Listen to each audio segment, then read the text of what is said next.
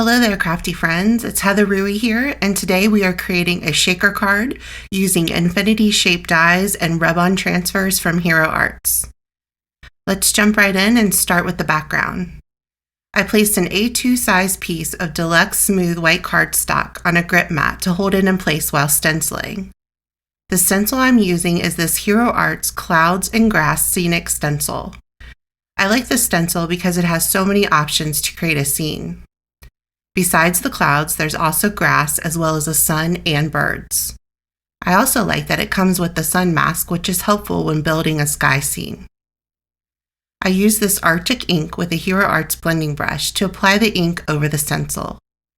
I laid the stencil on top of my cardstock and used a circular motion to add ink slightly over the edge of the stencil, creating clouds. As I move the stencil up the cardstock and repeat the process, I shift the stencil slightly to one side or the other to get a slight different orientation of the clouds. I use a Post-it note to mask off any other areas of the stencil that I don't want to get ink through. I keep adding rows of clouds until the panel is covered. Now I need to cut out the window of my shaker. I want my shaker card to have a seamless look, so I'm going to cut the background with two of these rounded jewel dies. I tape two of them together to create a frame for my shaker. You can do this with any of your nesting dies. These rounded jewel dies are infinity dies from Hero Arts. They have other infinity die shapes, and I really like theirs because you get so many dies in one pack. Now that we have that cut out, I adhered the large cloud piece directly to the front of a white note card using some precision glue. I like to use liquid adhesive because it gives me more wiggle room when adhering it into place. Off camera, I die cut several of those frames using the same two dies cut together. These will be the walls of our shaker card. You can use fun foam or foam tape for this, but I'm a big fan of using layers of cardstock because it's so sturdy. I adhered one of the frames in place and then adhered the center cloud stencil piece inside of that. I kept adhering those frames on top of one another until I felt the sides were tall enough to accommodate the sequins that I'm going to be putting inside. I think I ended up with 6 or 7 layers, but you could do more or less depending on what you are putting inside. As I mentioned, I'm going to use sequins, but you could also use small die cut shapes.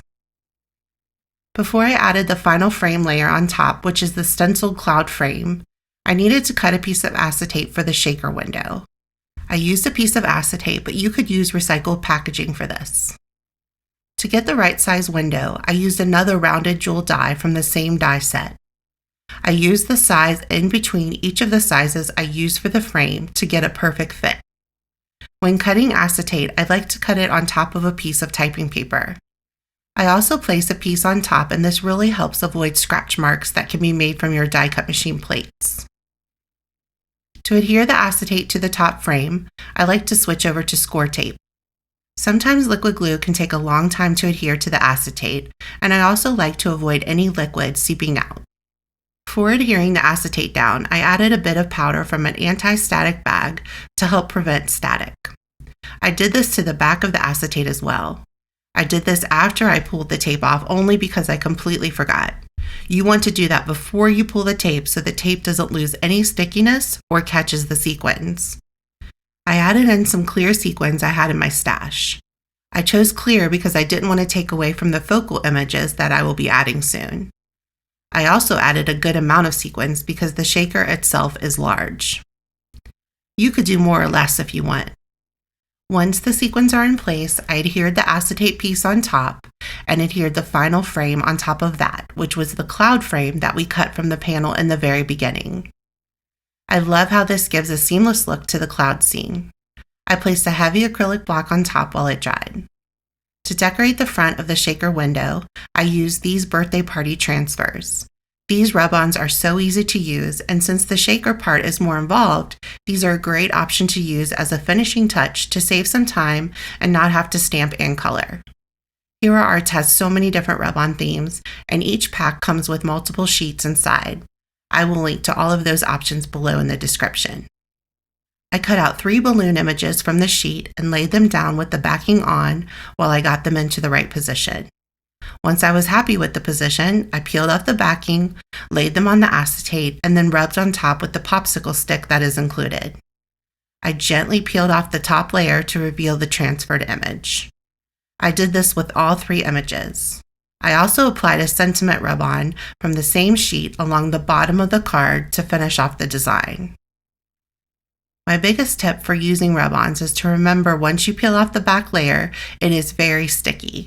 The image will stick to anything, including your fingers. Now that everything is in place, let's shake this baby like a Polaroid. I also decorated the flap of the coordinating envelope with a few of the remaining images from the same rub-on sheet to tie everything together. I hope this has inspired you to create a shaker card using your shape nesting dies. Thanks for watching and spending some time here today.